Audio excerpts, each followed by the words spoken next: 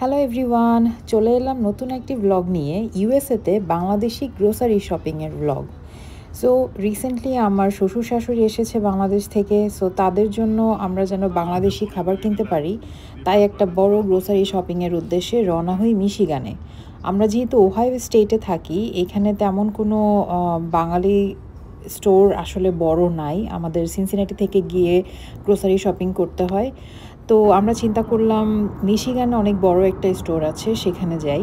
So যাওয়ার পথে আমরা এক জায়গায় রেস্ট নিয়ে নিই, রেস্ট এরিয়াতে, কারণ আমার ছেলের ডাইপার চেঞ্জ করতে হবে। সো গাড়ি থেকে নেমে আমরা সেই রেস্ট এরিয়াতেই যাচ্ছিলাম। অ্যান্ড এখানে দেখলাম ফলের এত সুন্দর সুন্দর ফুল ফুটে আছে, কারণ যত মিশিগানের দিকে যাচ্ছিলাম ফল টাইমটা আরও বেশি সুন্দর হচ্ছিল, কারণ এটা 1 মাস আগের ভিডিও। অ্যান্ড তখন আমাদের ওহাইওর তুলনায় মিশিগানে ফল কালারটা আরও তাড়াতাড়ি এসেছে, যেহেতু মিশিগানের টেম্পারেচার একটু বেশি কোল্ড ওহাইওর তুলনায়।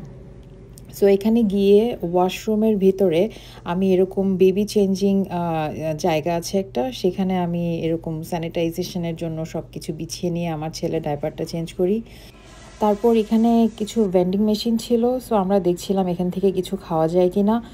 তো আমার তো আইসক্রিম বরাবরই অনেক পছন্দ, তাই আমরা সবাই এখান থেকে আইসক্রিমই নিয়ে নিই। স্পেশালি টুইক্সের আইসক্রিম আমার অনেক পছন্দ। সো আমরা 4জনই টুইক্সের আইসক্রিম নিয়ে খেতে খেতে এখান থেকে বের হয়ে যাই।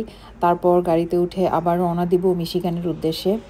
বাট যাওয়ার আগে যেহেতু আমার শ্বশুর শাশুড়ি আজকে সুন্দর করে রেডি হয়ে বের হয়েছে, তাদেরকে এখানে কিছু ছবি টবি তুলে দিলাম, যেহেতু এই জায়গাটা আমার কাছে খুবই সুন্দর লেগেছে। অ্যান্ড তারপর আমি নিজেও কিছু ফটোশ্যুট করে নিয়ে তারপর রওনা হই। যদিও সেদিন আমার গেট আপ একদমই ভালো ছিল না, শ্যাম্পু করা ছিল না, যাই হোক। তারপর গাড়িতে আমার বেবিকে ফিডিং করাই, যেহেতু ও কার সিটে বসেছিল, সো কার সিটের মধ্যে ইনক্লাইন পজিশনেই ওকে ফিট করাই। অ্যান্ড তারপর আমরা আবার ওই স্টোরের উদ্দেশ্যে রওনা হই। রাস্তায় অনেক সুন্দর ফল কালার দেখছিলাম রাস্তার দুপাশে গাছগুলোর মধ্যে।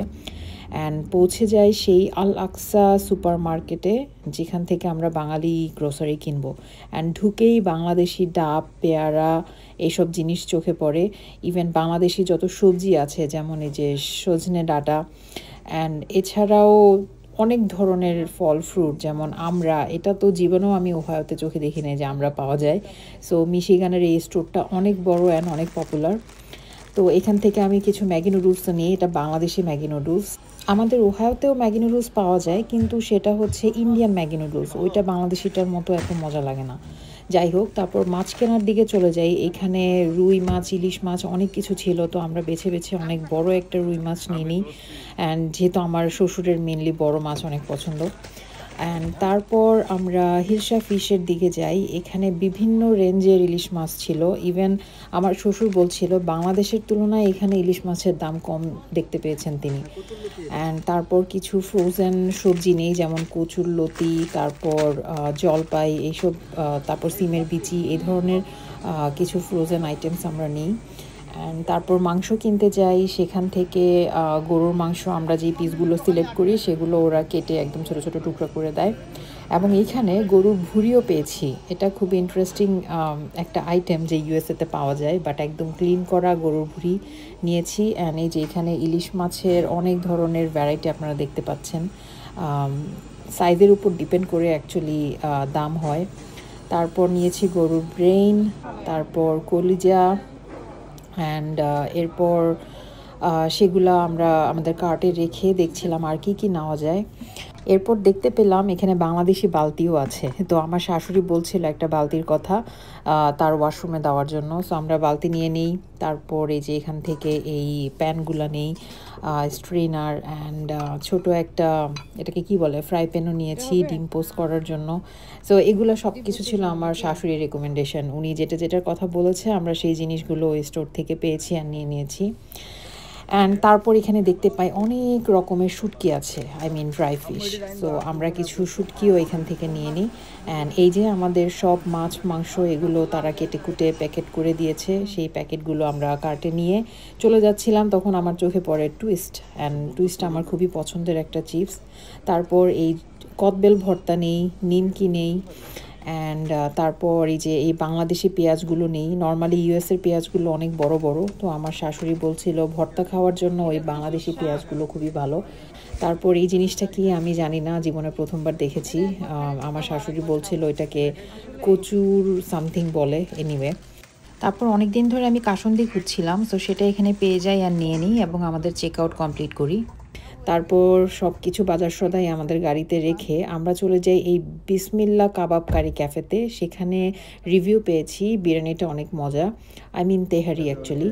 সো আমরা এখানে গিয়ে তেহারি খাই অ্যান্ড এখানে মোরগ পোলাও ছিল, আরও কী কী যেন ছিল, ওগুলা খাইনি। অ্যান্ড কিছু বাংলাদেশি ভাজা পোড়া আইটেম ছিল, তো আমরা তেহারি অ্যান্ড কাবাব নিয়ে খাই। অ্যান্ড এটার ভিতরে আসার পর আমার ছেলে অনেকক্ষণ ধরে কার সিটে ছিল, ওকে কার সিট থেকে নামাই। এভরি 3 আওয়ার্সে অ্যাটলিস্ট বেবিকে কার সিট থেকে বের করা উচিত। তারপর খাওয়া দাওয়া শেষ করে আমরা চলে যাই মিশিগানের একটা জায়গায়, যেখান থেকে আমরা সানসেট দেখতে পাবো। সো এখানে যেতে যেতেই সানসেট হয়ে যাচ্ছিল অ্যান্ড অনলি 2 মিনিটের জন্য আমরা সানসেট ধরতে পেরেছি। আই মিন আমরাও পার্কিংয়ে গাড়ি রেখেছি অ্যান্ড সূর্য আমাদের চোখের সামনে দিয়ে টুপ করে ডুবে গেল মনে হলো পানির নিচে। সেটা দেখতেই পাচ্ছেন, আমি দাঁড়িয়ে আছি, এরই মধ্যে সূর্য নেমে যাচ্ছে। এনিওয়ে, এখানে একটা সাইডে, এখন যে সাইডটা দেখছেন এটা হচ্ছে ইউএসের সাইড, আর অপোজিট পাশে ছিল কানাডার সাইড। সো দুইটা মানে এই একটা জায়গায় দাঁড়িয়ে এক পাশে এটা হচ্ছে কানাডা আর এটা হচ্ছে ইউএসএ। সো এই একটা জায়গায় দাঁড়িয়ে USA and Canada both side দেখা যায়। অ্যান্ড সেখানে আমরা কিছুক্ষণ সময় কাটাই, আমার শ্বশুর শাশুড়ি, হাজব্যান্ড অ্যান্ড আমার ছেলেকে গাড়িতে রেখেছিলাম, যেহেতু ওয়েদারটা কোল্ড ছিল, ওকে বের করিনি। অ্যান্ড তখন ফল অলরেডি সন্ধ্যা হয়ে যাচ্ছে, সো আশেপাশে ফলের কালারগুলো আমি একটু দেখাচ্ছি ভিডিওতে। অ্যান্ড আমরা কিছু ভিডিও টিডিও করে নিয়ে, ছবি তুলে নিয়ে রওনা হয়ে যাই বাসার উদ্দেশ্যে। অ্যান্ড এই ছিল আমাদের ছোট্ট একটি গ্রোসারি শপিং মিশিগান থেকে। অ্যান্ড বাসায় যেতে যেতে আমাদের রাত হয়ে যায়। সো আমরা রাতের বেলাও রাস্তাটা এনজয় করি, যেহেতু আমরা 5 জন ছিলাম গাড়িতে। বাসায় গিয়ে আগে আমার বেবির ফিডারটা ওয়াশে দেই, কারণ ওর অলরেডি সারাদিনের বটল নষ্ট হয়েছিল, সো সেগুলো আমাদের ক্লিন করতে হবে, ও যেন পরের ফিডিংগুলো ঠিকভাবে করতে পারে। অ্যান্ড আমার হাজব্যান্ড লেগে পড়েছিল গ্রোসারিগুলোকে অর্গানাইজ করতে। সো ও এরকম মাছ মাংস আলাদা করে জিপলক ব্যাগে প্যাকেট প্যাকেট করে ফ্রিজে ঢুকায়, যেটা আমরা সবসময় করি।